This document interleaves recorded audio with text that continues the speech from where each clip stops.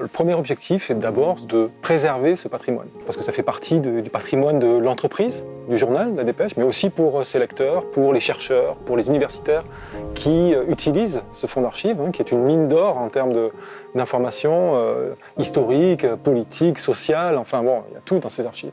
Donc on voulait absolument préserver ça, et le papier c'est le papier, donc il s'abîme, il est manipulé, il se détériore, et donc il était important pour nous de pouvoir sécuriser ce patrimoine. Et puis il y a aussi un objectif, c'est que ce patrimoine il a une valeur pour beaucoup de gens, pour nos abonnés en particulier. Et l'idée, c'est de pouvoir leur offrir aussi un accès à des informations historiques. Ils pourront le faire de façon beaucoup plus facile dès que ce sera disponible. Ce projet ne démarre pas avec l'installation du scanner et on y va. Il y a une phase antérieure, initiale, qui est l'audit des fonds qui sont parfois en mauvais état.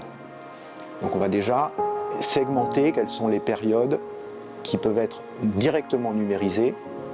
Et si on découvre qu'il y a des reliures ou des documents qui ne sont pas numérisables, il faut trouver des doubles. Donc on va s'adosser sur des partenaires extérieurs, des bibliothèques, des archives départementales. Et donc on va essayer de reconstituer toute la période intéressée avec les meilleurs ouvrages possibles existants. Et ensuite on démarre la production. Alors La Dépêche, elle existe depuis 153 ans, elle existe à Toulouse et aussi au travers d'une rédaction à Paris. Ces rédactions ont jeté un regard singulier sur l'actualité de notre pays, dans le concert des nations, sur la vie quotidienne de nos concitoyens. C'est pourquoi il nous semblait essentiel de la numériser, parce que c'est aussi le moyen de le transmettre, ce regard singulier, parfois critique, aux générations futures. On a pris uniquement l'édition de Toulouse, parce que c'est d'abord l'édition principale, qu'elle porte toute l'information nationale aussi de La Dépêche du Midi. Il a fallu faire des choix pour des raisons notamment budgétaires, on l'imagine. Par ailleurs, on va aussi numériser le fonds d'archives de Midi Olympique, qui est le seul journal au monde qui est consacré au rugby, donc c'était important aussi de préserver ce patrimoine. Donc La Dépêche, on est sur 900 000 pages à peu près, et on est sur 120-130 000 pages sur le Midol. La numérisation de La Dépêche du Midi, ça démarre à partir de 1870, sous la Troisième République, à nos jours.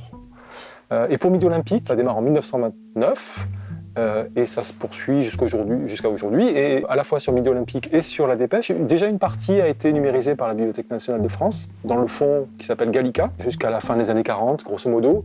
Et donc là, on numérise tout ce qui vient après cette période-là, puisque le fonds Gallica est déjà disponible. On va choisir le scanner le mieux adapté, haute définition.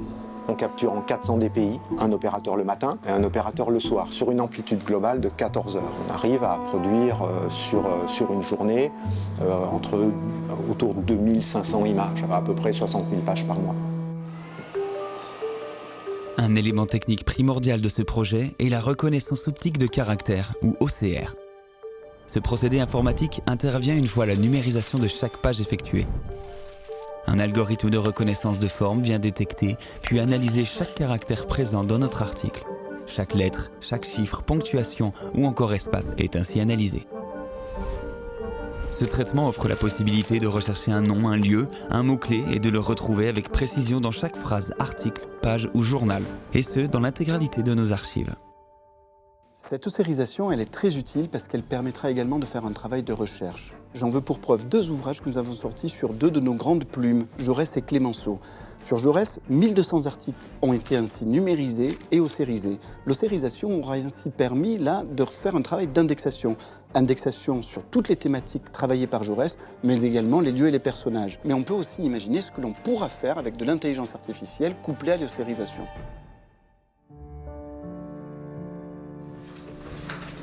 Ouais.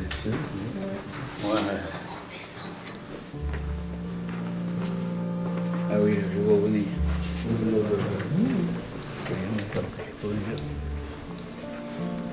Je sais pas ça. J'étais dans l'Ariège en 1959-60. Ah oui, je sais pas.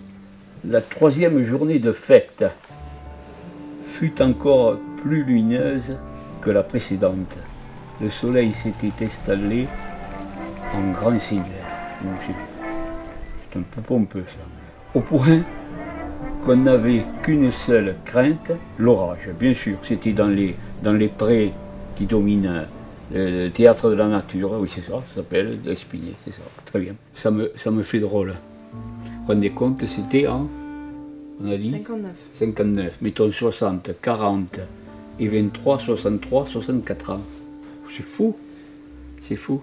Quand j'étais tout petit garçon dans l'Ariège chez mon grand-père, on lisait la Dépêche. J'ai appris à lire dans la Dépêche. Je crois que c'est l'histoire de toute cette région, elle est là. Et ces archives, il ne faut pas qu'elles meurent. C'est clair, c'est clair. Ça, c'est un fait de société qui est rare, je crois qui est rare.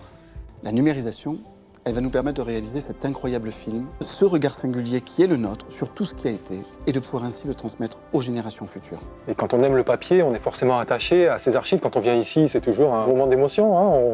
On a l'odeur, on a toute cette histoire qui remonte. Les archives, ça reste, et les archives papier en particulier, ça reste quand même quelque chose d'assez important pour tous ceux qui travaillent à la Dépêche du Midi. C'est quelque chose d'assez fort. Et le fait de préserver ces archives, évidemment que c'est vital pour nous et puis pour la région. Donc c'est un projet enthousiasmant.